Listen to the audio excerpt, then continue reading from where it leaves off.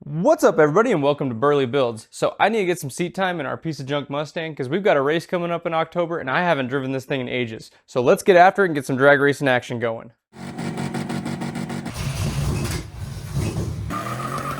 Bill, you could do your makeup on this thing. This is actual refuse.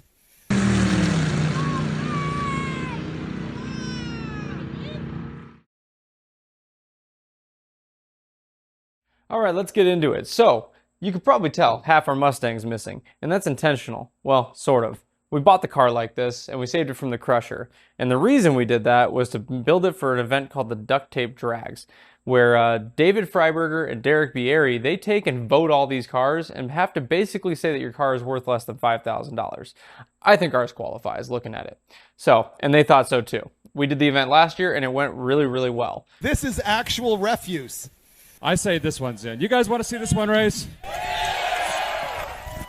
We had a ton of fun, but this year it's up in Phoenix. They've actually moved it. It used to be down here in Tucson, and normally that'd be fine, no issues. However, my buddy's wedding is the same exact day, so we will not be doing the event in Phoenix. However, there's another event called the Blue Collar Drags. It's hosted by a group called Pole Barn Garage, and they've partnered up with Pharmapalooza to host that event down here, and it's going to be super awesome. It's pretty much the exact same rules, so we think we should fit in just fine.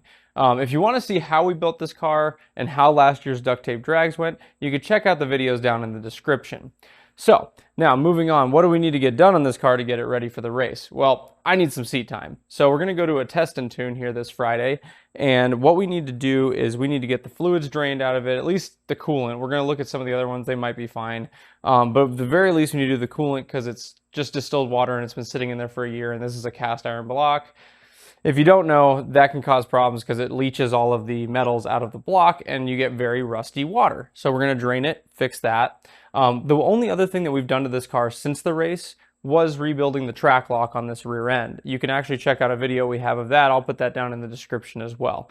One issue we were having was this thing would only spin one tire in the start of the burnout. It would eventually catch two, but it was really, really lazy.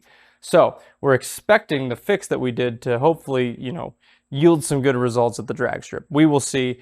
So we're going to hop right in. You'll see us fixing a couple things, doing those things that I just talked about, getting it on the trailer and getting it out at the drag strip and hitting the track. Let's get some. Okay, one of the first prep things is getting the coolant drained. We haven't touched the coolant since the Duct Tape Drags last year, and it's pretty brown. So we're just getting all that drained and flushed and things like that in preparation for hitting the track again. Well, with how gross it was, we grabbed some total cooling system cleaner, and we're going to give it a couple cycles through on the engine and just keep draining it out until hopefully it doesn't look like that. All right, draining it after 2 cycles of cleaning. We're going to see how nasty the fluid is. It's still pretty brown. We'll do one more, I think. 3rd time's the charm, hopefully. See if this comes out any clearer. Oh, yeah. Oh, that's much clearer. I'd be good with that. Yep, my hands good. There's the flood. There's the flood. There it goes. Because it goes back under the car. It's following almost the same path each time, at least over on this one. Oh, over there, it's finding a new path. Water finds a way. One of the most powerful forces of nature. Notice our heater core bypass is looking less than up to par. And we don't want to be those guys wetting down the track, so we're going to replace that before we head out. Then replace it with a silicone counterpart. Hopefully it lasts more than a season. A lot of crud in the back of this thing from sitting, so we're going to vacuum that up to shave some ET off.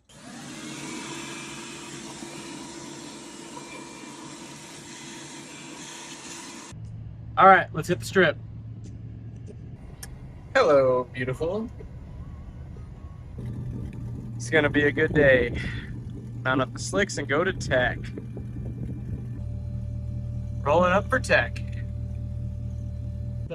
Passed with flying colors. My camera is accidentally set to time-lapse mode, so you get to see me drive around the staging lanes instead of POV footage. So the general theme of this evening was focusing on how I could get my start to work better with either the line lock or 2-footing it.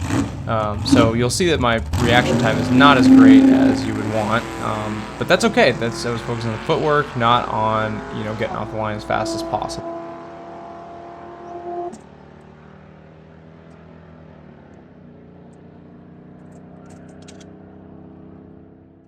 The goal for the first 3 runs was trying to get the line lock to work for the start.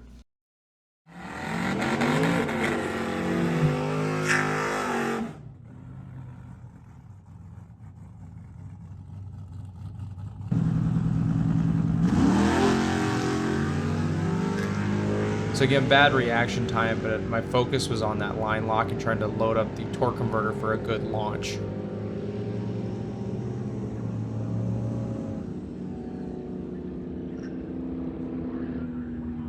One other issue we were having is that the little display that's right by my steering wheel was not turning on. We had to end up unplugging it, replugging back in to reset it, but I had no idea how hot the car was getting.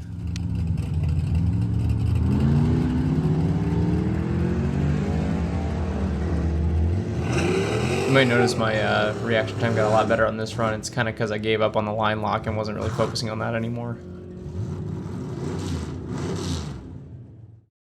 On these next few runs, you finally get some POV footage because my camera's not doing time-lapse mode, and I'm also focusing more on my footwork, two-footing these starts instead of trying to use the line lock.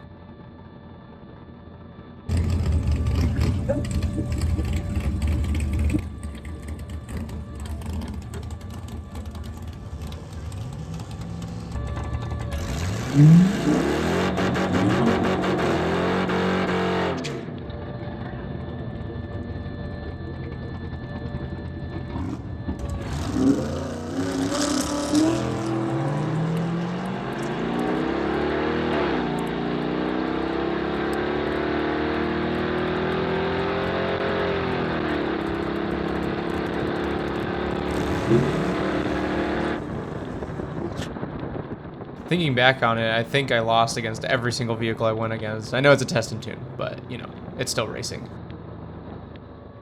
So this ends up being the last run that we get in for the night, and I totally muffed it up. After doing the burnout, I didn't put the transmission back in drive.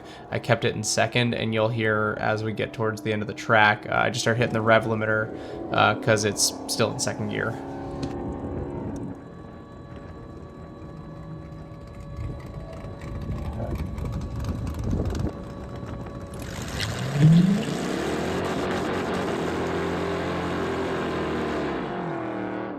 On the bright side, that was my best burnout of the night.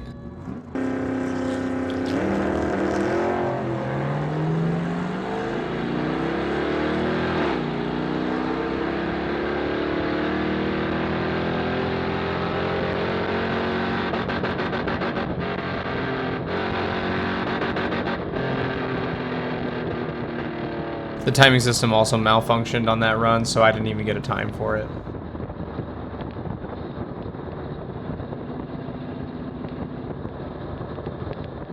All right, we had a great night out at the drag strip. Just good to get some seat time back in this thing. We did get cut a little short. You probably saw some lightning off in the distance in that last clip. Came off of that last run, and my father-in-law Tim and my buddy Bill came up to me and they're like, "Yo, that storm is rolling in hard. We got to get out of here." So we loaded up. I didn't even take my fire suit off, and just got it back here, got it back into the shop and everything like that. The storm hasn't started rolling through this part yet, so who knows, maybe it fizzled out, but it was looking pretty nasty when we were out the drag strip. Anyway, we got some great runs in. The track lock's working great, so we're really happy about that. The car is dead consistent right around that 14-second range, right at 100 miles an hour. We know it's got more in it, but I'm still kind of learning this thing. I was working on my footwork a lot. On the first 3 runs, I was really just trying to see if the line lock we have in this thing would hold it at the start. I can't even get the torque converter loaded before this thing starts to move. It's just a really weak line lock. Good enough for burnouts, not great for launch. So we're going to try to figure that out, but what I'll do is I'll just 2-foot it. So on those last 2 runs, that's what I was playing around with, was my footwork to see when the torque converter would engage without moving the vehicle. So I'm still trying to figure that out, but I feel a lot better now. So hopefully when we go out for the event, there will be a couple of more. I think one of the nights is a test and tune, so I can get a couple more runs in before we actually do the race. I know this thing will not be the fastest thing out there, so it won't really matter, but we're going to have a great time either way. So that said, if you guys can, come on down to the event. I think it's on October 10th. Again, it's called Farmapalooza. It's hosted by Farm Truck and Asian, but there's a whole bunch of stuff going on, including this blue collar drag event where we'll be racing this piece of junk. So hit that subscribe button, hit a like on this video, follow along. We'll definitely have a whole video about that entire event, even if you can't make it. So thanks for joining along in the journey. You guys have a great night.